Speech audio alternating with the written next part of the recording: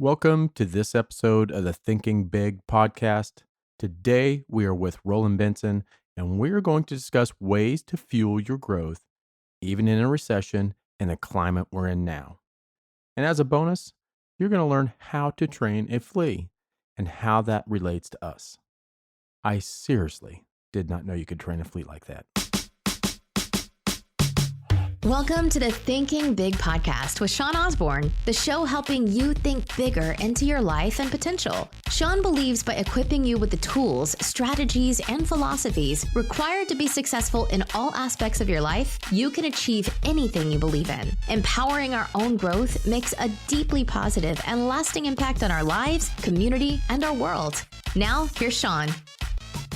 Over the last 35 years, Roland has helped thousands of small businesses increase their success by attracting new leads and turning them into clients.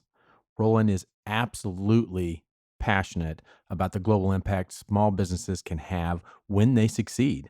And that is why he is dedicated to impacting 100,000 businesses before 2027. Welcome you to the podcast, Roland. And tell us a little bit about Fuel Your Growth and what you do. Okay, well, I started my company. It was just Benson Design Associates 35 years ago, an advertising agency, and have built that through several recessions. And then last year, I decided, I really need to get out there and share with more entrepreneurs because my passion, everything in my life's about entrepreneurship. My dad has his own company. My grandfather, my great grandfather, I have six boys in our family. They all own their own companies, and so my goal in life is to help as many entrepreneurs as I can. So I really want to get out there and talk to more of them. So I've started Fueling Your Growth to start doing more speaking and more workshops and just taking on some coaching clients and working with them to help them grow through it. Because I've been through numerous recessions. Oh, yeah. Starting back then. And this one's been totally different for me. So, and that's where I see a lot of businesses fail is they don't plan ahead of time. And so that's what I really want to get in and help them plan because this won't be the last one that anybody goes through. No, this won't be the last one. It's I think this one, what we're going through now is definitely going to change how we do business and how we interact. And I think it's going to change the landscape of things, but yeah, it's going to be, it's always going to, we're always going to be going through ups and downs. There's no way around that.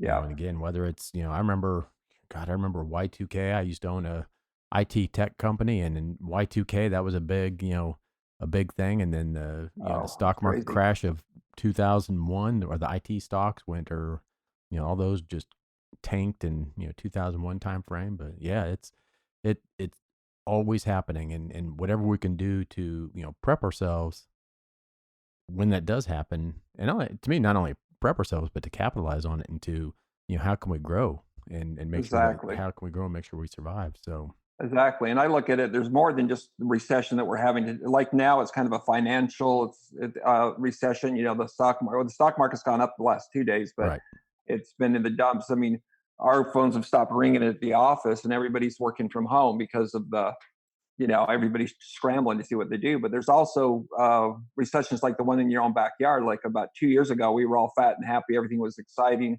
The company was just going like always, and we got a letter in the mail saying we're being sued by one of our clients. So that became a recession for us. Right. We fought it, we won, but it cost us $50,000 and a lot of time and depositions, and everybody was down at the office. They were worried. Right. So that was a recession that was not a recession for anybody else but us. And then I've had employees leave with big clients. We have all that kind of stuff. And then look what happened with Apple right now with their supply chain and their vendors not being able to deliver. Yep. So that's a crisis for them that we're not experiencing because, what's going on with them. And then the theme that you just talked about growing is we watch our competition. Some of those guys are probably going to be worse off than we are. And some of the younger companies, and they're going to go under, or they won't be able to service their clients or take care of them. And then that's an opportunity to step in and help service them. I hate to see anybody go out of business, but if they are, you might as well be there to pick up the pieces. Yeah. Someone's got to help these clients out, and it's if you can be strong during these times, then you definitely have a hand up on people. And there's even crises like God, I remember you probably got it in San Antonio as well, but like Hurricane Harvey here in Houston, Oh just yeah, it devastated yeah, this, the city. It wasn't just, but it was weird. It wasn't anywhere, wasn't too much outside of Houston, but Houston really got, boy, we got slammed during that, and yeah, that was, and we've got to prep for those. And so, right. what do you do with your clients? I mean, do you help them to prepare for these?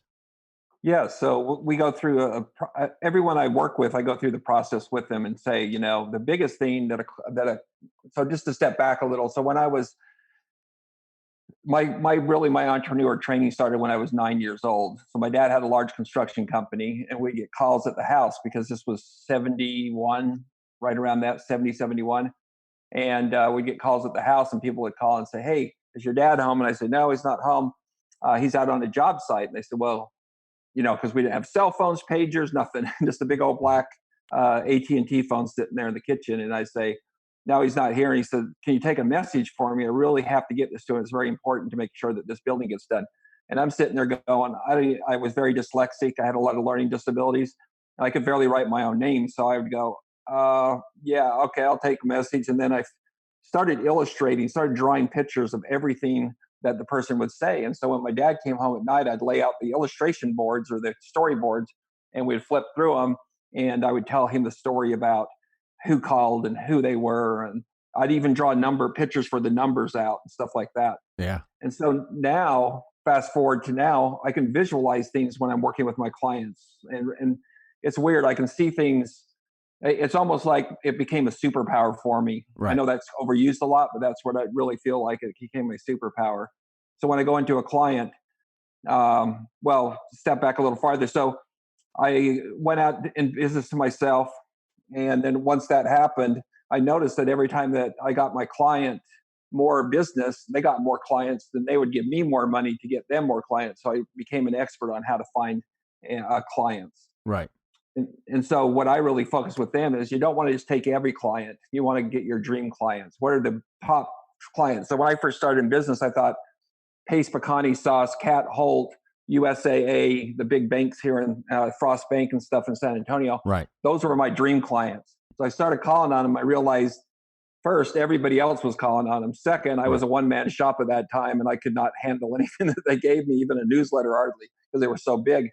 But then I got lost trying to get to one of my appointments, and I went through this big place over here that has a lot of industrial park. And I started noticing there's all these small mom and pops that are really cranking out. I mean, they have Mercedes out front, they're doing well, but no one's calling on them because no one knows they even exist because they're marketing to someone maybe in New York or California. So they're not Right. on anybody's radar. So I started calling on them and built from them to some of the big clients that are in San Antonio now that I have are because of those were little small guys that I worked with and built up. Right. But I found someone that had the passion that wanted to grow, and then I jumped in Yeah, and and, helped. and I actually did the same thing growing up. Is I actually think in pictures. There's something God, I would say maybe a year or two ago, started doing things called mind maps. Rather Yes, rather yes, than, I don't know why I've never come across that, but that's something that helped me tremendously on trying to get my thoughts down. Is doing a mind map software rather than doing like a check, a list and stuff that just didn't make too much sense to me. But that's interesting. yeah. Another thing that I always take everybody through, and we just did it. Me and my wife. My wife is the vice president of our company, and she's the president of the company, and she does all the sales. And so we sat down and did a stress test on the company. So if we figure we're going to be out for 3 months, and our clients, like a lot of our clients, are closing, like our medical clients, our dentists and stuff, they're completely closing. So Right. they stopped all their social media, all their AdWords, all that kind of stuff. So that was a big hole in our company that was monthly income coming in to pay salaries. Right. So we sat down and did a stress test. And when you do that, you have to be completely honest with yourself. Don't try to, because a lot of times, when you go to mixers and you meet other businessmen, how are you doing? Oh, I'm doing great. We just landed $1 million job. And then in 6 months, they're out of business. You go, I wonder what happened to him. Yeah. Well, he's just telling us, he's peacocking around telling a story. Right. So we sat down and punched holes through our business as much as we could to see how much money do we have, how many outstanding invoices do we have, who are those that we know that are going to pay. Like we have some from colleges we do work for. Well, they're going to pay no matter what because they're the government. Right. And then there's some smaller guys that already said, I don't know if we're going to be able to pay you on time. This might happen and that. So we boiled that down to see what we'd really have to do. And then we said, okay, if we had to let someone go, who would it be? Who would be the next person? Who would be, or do we go to the employees and ask them to cut their salaries? Right. Hopefully it won't come to that, but we need to have a plan so you're not freaking out at the last minute going, holy cow, all of a sudden we got a $50,000 a month payroll. What are we going to do about that? And then the second thing we did is we really looked at our vendors, called our vendors, asked them how they're doing, and if they're going to be open or they're going to close, how are they going to deliver their products to us? If not, and if they can't, then who else do we find that can? Right. Another thing is we looked at our team, like our CPA, our lawyers, our financial banker, our insurance, and made sure that they're going to still be around. Have we outgrown our CPA? Are they holding true? Are they doing well? And right. So right. you need to have that team around you. Yeah. Yeah. You've got to have that critical thinking, because if you don't have that critical thinking, you're not going to, you're not going to survive it. You've got to do that. And I've come to learn that when you try to make those decisions that you're doing at the time it's happening, and you're within that fear or you're within that anxiety, your decisions are going to be poorly made. They're not going to be the right ones. When you make them out of fear, it's usually not the proper thing to do. It's, you're going to make bad decisions. Exactly. And even more than that, the people around you are going to be scared. So as leaders of our companies, we're going to if we have something in our head that's terrible, like 2 weeks ago, I was really down. I said, man, I don't know if we're going to make this one. So I had to lay in bed for an extra 10 minutes and self-talk myself through it. And then I got up and said, okay, we're going to do this. Because if I would have called my employees and did a group call that day, or called my clients, I would have come across like, it's doom and gloom, all that kind of stuff. And it just doesn't work. Right. You have to be the leader. So you have to replace whatever's in your head is going to come out. So you got to replace that and get it out of the way so that you can move forward and empower the other people around you, because that's what they're looking for. Yeah. And I'll tell you, when things like this happen, you see good leaders and bad leaders, and it brings out the type of leader that you are real quickly. So, if you're a bad leader, then it's going to come out real quickly in situations like this that you're not where you're supposed to be. Exactly. Yeah. And it also go right along with that. You're going to see who your good and bad clients are. Yeah. So when they start freaking out and start demanding stuff, or they start hammering on you, or they could disappear. So we've had a couple of clients just totally disappear. I don't even know where they're at. Right. And you'll find out and it's hard to have clients that you have a hard time getting along with, and that bring you down. So that's one of the things to start looking for. When you come out of this, how can you replace them and put someone in their place that's a great client that'll work with you during good and bad times. Right. So how do you fuel your growth? I mean, how what are the things that you do? So after we stress test our business, we sat down and really looked at how can we serve our existing clients. So we really doubled down on our existing clients. That's been the biggest thing we've done right now. I sit and personally called all my clients and sat and just said, what's going on? How can we help? And talk through it. I mean, even one of my clients that called last night, he wanted to talk about his kids for a half hour, and that was fine because he needed someone to talk to about that they were going to be all right and all that kind of stuff. Yeah. So it really helped me build a relationship with a lot of these people. Like one guy said, man, we're losing business. Like, I think we might die here. And so I called him and we talked through it. And after we got done, he felt a little better about it. He said, came up with some ideas. How can we, everybody's going through this. People will, there's government programs, there's all kinds of stuff. So we just talked through a lot of stuff. Just kind of did some coaching that way. Right. So that's one of the things we're doing. And then we're looking for clients, like in our area, the manufacturers are doing really well. And so we're really big in the manufacturer community. So we found some people that are still looking to build and still looking to do one. One guy called us and said, I want to be ready for the blood in the streets. I want to buy like 5 companies. So we're going to start working with him. So you just have to put your word out there, build those relationships, and get out there and find out whoever they are and where they're hanging out. So how do you think this new way of doing business, how's that going to affect you? I think the way that we we run our companies and the way that employees are going to change, employers are going to change, and how we do things is really going to change. Especially the longer this goes on, the more inventive people are going to be, the more products are going to come out that are going to be based for remote stuff. How do you see that affecting how you are going to move forward? Yeah, I think some of my employees are liking the the opportunity to work out of the house and not to have to come into the office. We have this amazing office, and I'd hate to ever lose it because it's just like graffiti walls. It's just incredible. It took me forever to design it and come up with it, but I think everybody's getting more comfortable. Maybe the opportunity that they can work from home, maybe two Right. days a week or something like that. Yeah. And I think that's what's going to change is people are going to feel comfortable about being at home.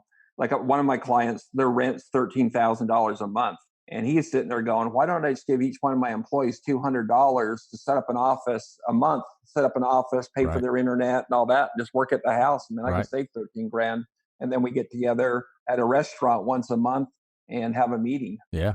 Yeah. I So they're think. starting. A lot of people are starting to think totally different that way. Yeah, the longer this goes on, and the companies that are able to stay in business and operate, you know, not only are the employers gonna find out, hey, maybe this is not such a bad thing, but it's gonna be hard to wrangle in the employees.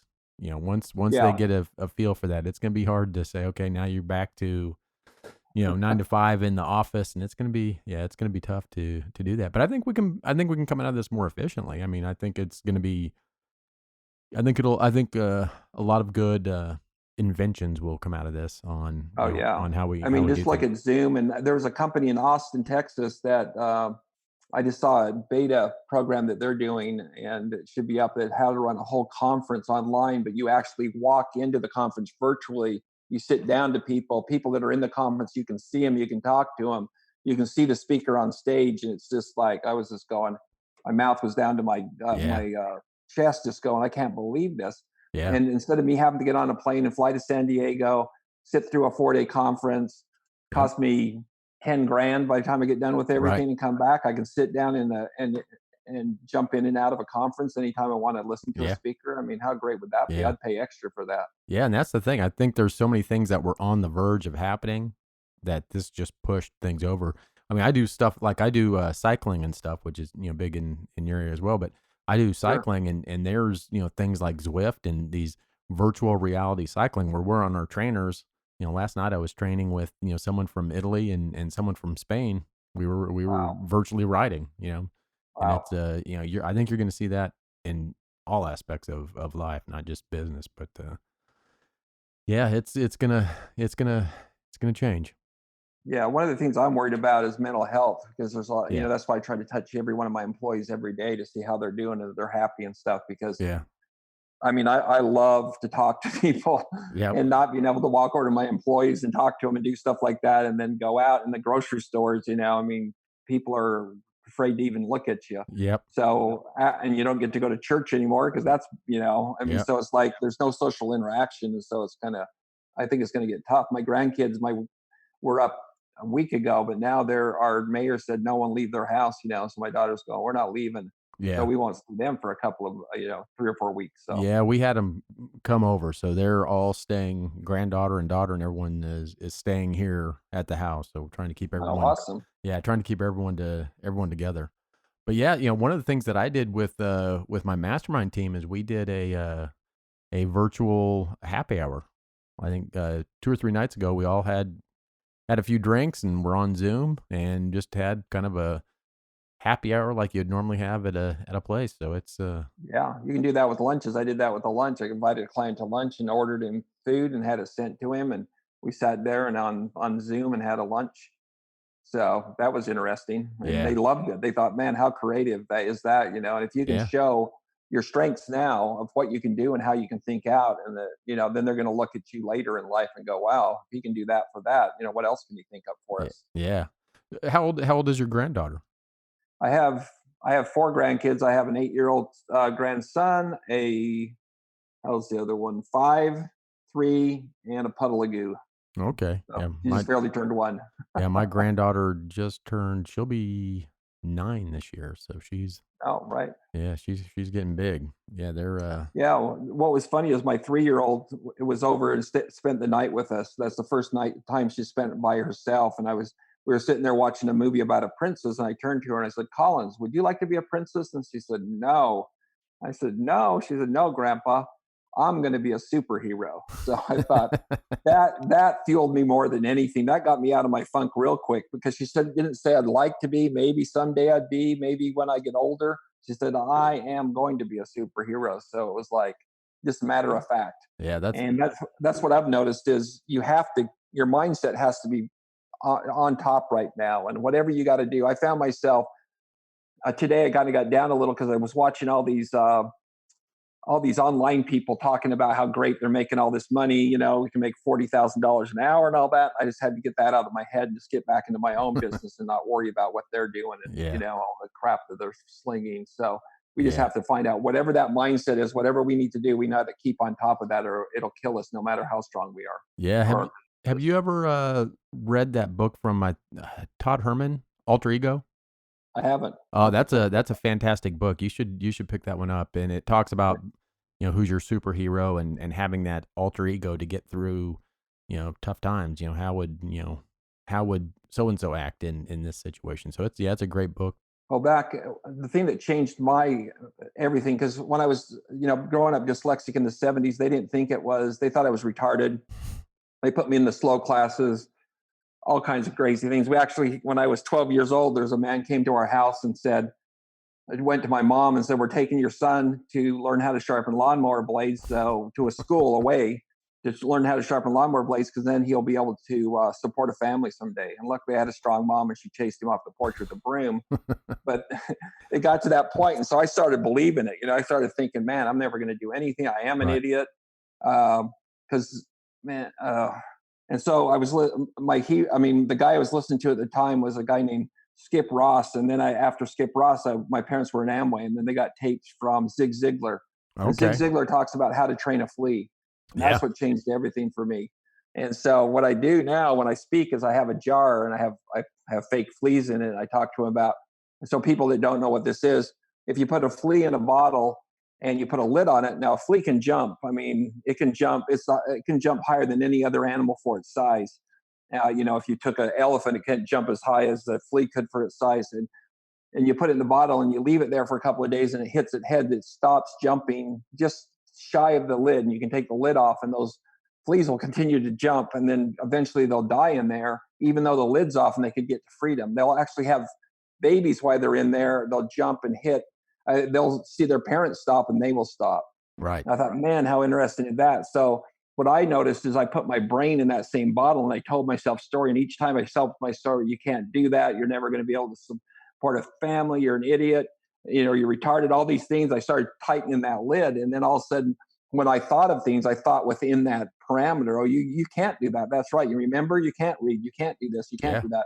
So once I started self-talking and say, no, I can do that, I started taking that lid off and I was able to pull my brain out and go, maybe I can't do this exactly like that, but I can do this.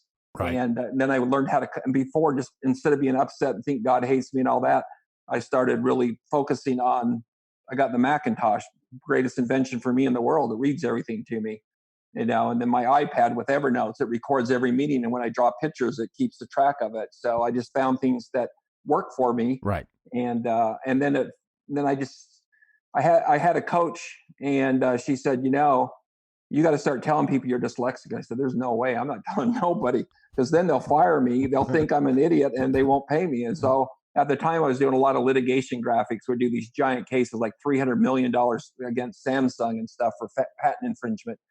So I sat down with these attorneys. They're about $2,000 an hour attorneys.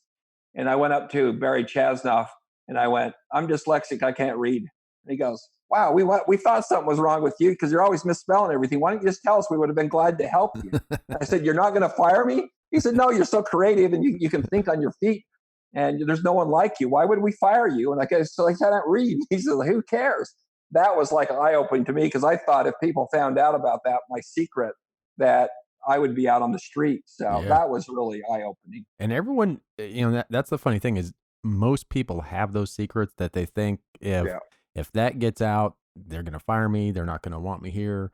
And I mean, it's almost like a movie Fight Club. The first thing you learn about, Fight Club is you don't talk about that. Outside That's that, exactly right. you don't talk about it. It's but we all have it, and it's really that enculturated mind, and the stuff we are taught by the age of 6 or 7 truly runs a majority of our life. I mean, that's those things, the things that were said, the news, the stuff that was said to us, what was going on, that really molded who we were. And even to this day, people don't realize how much of our lives are really, enculturated in, that enculturated mind of who we are. Yes. It drives so much. And the great thing is you can change it. I didn't think you could. And I have 2 sons. One has a lot of anxiety and stuff. So I bought him a set of tapes and I listened to him. And there was a lady that could not drive a car. And so what they told her to do is just carry a set of keys around with her for a while. And then they walked her through this big process. But what I saw is there's other people that have things worse than I do. And so I had the same coach that I was working with that got me to talk about my dyslexia. One thing I could not do when I'm talking 40 years old, I could not return anything to the store because I was scared of what they would think of me. I had so many. My wife said, if you want it returned, you'd return it. I had a closet full of crap. Just so my coach says, this is not too good if you're running your own business and you're in marketing that you can't talk to people. So she said, I'm going to have you go to the biggest mall in your town. And so at that time it was North Star Mall.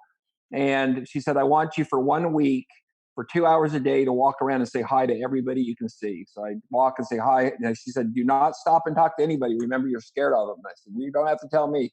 So I did that. And then I said, okay, I did that. Didn't really do much for me. She said, okay, now next week, I want you for 2 hours a day. I want you to go ask everybody what time it is. So this was before the iPhone and everything. So I'd walk up and I say, what time is it, sir? He says, 10:01. And then I go to the next, what time is it? It's 10:02. So I know how long it takes to walk the whole mall by every second because I've asked everybody. And then she said, I want you to go to the mall next time and for a week for 2, and I want you to talk to everybody.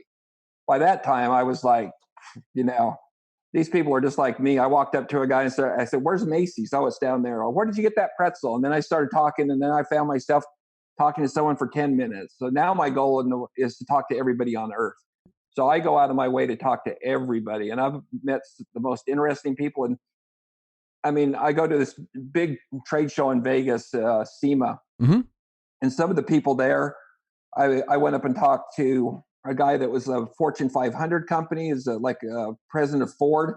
And they said, well, you can't go up and talk to him. I just went up and I talked to him. And I'm not scared to talk to anybody anymore. And it's changed my life completely. So I had to take that fear, though, and do it in baby steps and just go out and do it. And it was scary. I mean, I had to throw the shirts away. My armpits sweat so bad the first couple of days. But now, I embarrass my kids because I'll just go up and talk to anybody everywhere. And and I think that's a good lesson for everyone to do, because I mean, I think everyone has those same fears to a certain level that, I think very few people are just gifted with the ability to go and talk with anybody. I've met a few, but in general, I think that's a great idea for anybody to go and do. I mean, it's, you've got to, so what about doing things like, Facebook Live and these other things? Are you? Yep. So I took that on because video was not, I mean, I could talk to people, but I had a hard time on video. So I started doing one every day about 2 weeks ago. And I've been posting on Facebook and LinkedIn tips. Really, I think they're really good tips anyway, every day for the last 55 days. And I'll continue that forever, I think, because I get so many people coming up to me and telling me, I really appreciated that thing. I needed that right then. Right. And then my Facebook Live. So one of the things that worked the best, I've been doing them. I have a studio in my office. And so when I do one in those, I get pretty good hits. But the other day I was just out in my car. I just ran through the rain. I got in. I said, hey, I just saw this. And I started talking. And I got more hits on that. And it was my camera was jiggling inside the car, but it was like just real. And so I started doing more of those, and I get more hits on those than I do in my studio where I'm perfectly sitting, and all that kind of stuff. So I thought that was real interesting. Yeah. People want to see, people being authentic. So I think that's where, that comes from is, But I think we're going to see a whole bunch of that coming out again. I think our whole society is going to kind of shift over and make a shift into this virtual, doing Facebook lives to, really trying to communicate. I think it'll be a while before we kind of get back to normal, if we ever Yeah. even get back to normal, which Well, and self-education is becoming such a big thing now, and there's so many huge. gurus online. I'm working with Dean Gracioli and Tony Robbins on their thing, going through that, and just Yeah. I mean, it was KBB the is biggest launch ever. Yeah, KBB's a fantastic thing. I mean, Yeah. it's a wonderful thing, and that's to me that's one of the biggest shifts that we're going to see is we now have the ability to go and learn from the greatest of whatever field, whether you're a chef, it doesn't matter what you're doing, you can go and learn from the best of the best for virtually, pennies on the dollar. You Exactly. can take someone's life work and get trained by them. So, again, we have more information on our cell phones now than was being taught in colleges, 12, 15 years ago. Oh It's yeah. amazing. So yeah, the self-education movement, I think that's where everything is definitely going to go. And this, what's going on now is going to push that even further. I mean, Oh yeah, there's no my stopping it. son-in-law teaches at a college, and he's all online now. He's loving that, and the kids are too. And so there might be more in that because they don't have to build a million or Right. $50 million building. They just put a couple more computers in. I think education is going to be one of the biggest changes coming out of this than anything, because you're gonna have students that can now do it online.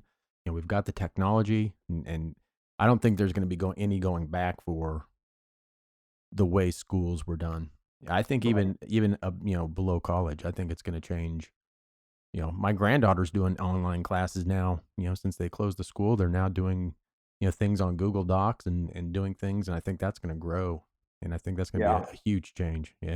Yeah. Yeah. And I think Tony or one of them said that it's going to be $1 billion a day industry before long. Because Yeah. I mean, I remember when I first started out, just I had to learn how to do color separation, all these crazy things that no one does anymore. But I had to actually go to the people that did it and sit there for 2 or 3 days and watch them and learn from a master that has been Right. doing it for 25 years. I Right. couldn't get on YouTube and fast forward the parts I didn't care about and listen, Yep. and smell his horrible breath. It was like, I mean, like I needed to fix my lawnmower. I just Googled it and Yep. was fixed in a minute. It's just incredible. And so that's where I really want to go, is take my 35 years. And I've been down the road so far, and I've gone over so many speed bumps and taken so many shortcuts. So I want to teach the younger entrepreneurs how to do that, because I Right. think that's so important. Right.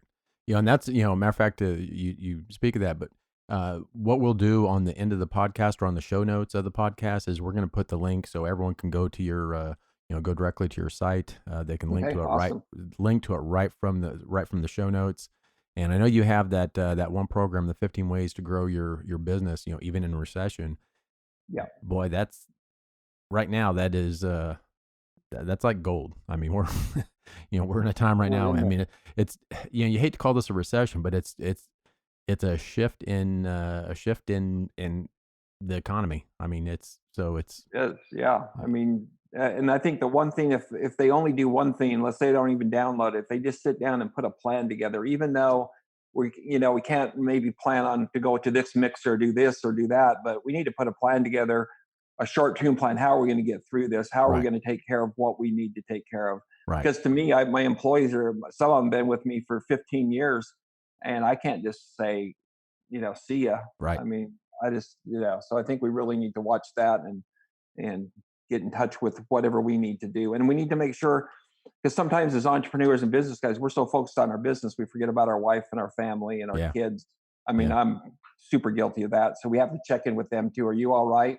Because we don't know what they're carrying. yeah. And and I talk to some of my clients, and I'm going, they're freaked out more than I am. And some of them, one guy has 500 employees I talked to yesterday. I mean, that's a huge nut to pay every month, and Yeah. their business has dropped by 30%. And it's just getting started. I'm hoping by 3 weeks from now, 3 or 4 weeks from now, things will at least be starting to come back a little. I mean, it's Yeah, definitely not going to get back to the way it was for a while, but at least see some light in the next couple of weeks. I think, but you talk about talking with your family and stuff, and that is Boy, that's important. And we've got to be careful. Like especially me, with my granddaughter here right now is Yeah.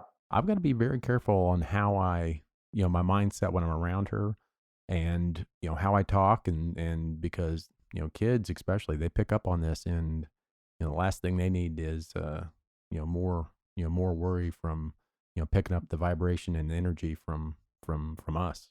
So, Exactly. Yeah. And there's no reason for them. They just need to be kids and enjoy yep. themselves and, run into the wall or whatever they do. Yep. Yeah.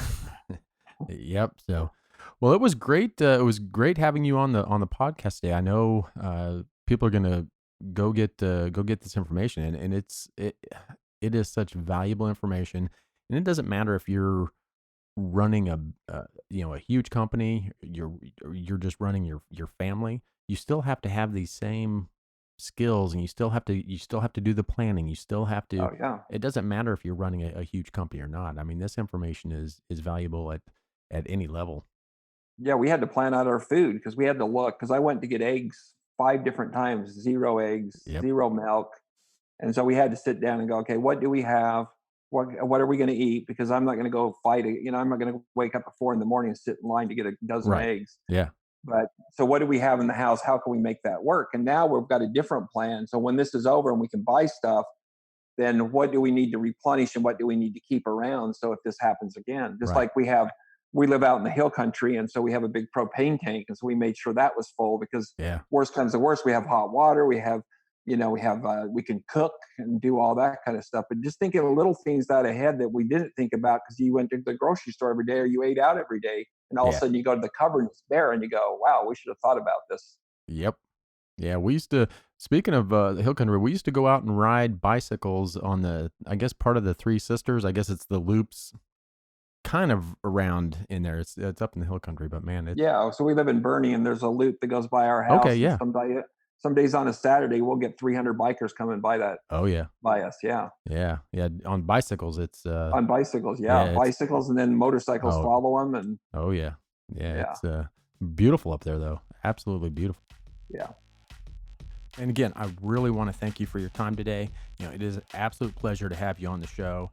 And again, everybody listening, go to fuelyourgrowth.com and download his quick guide. He's got a guide called 15 Quick Ways to Grow Your Business, Even in a Recession. Go there and download that. And again, we'll also put it in the show notes. So if you're done, you can go to the show notes. But go and visit Roland's website,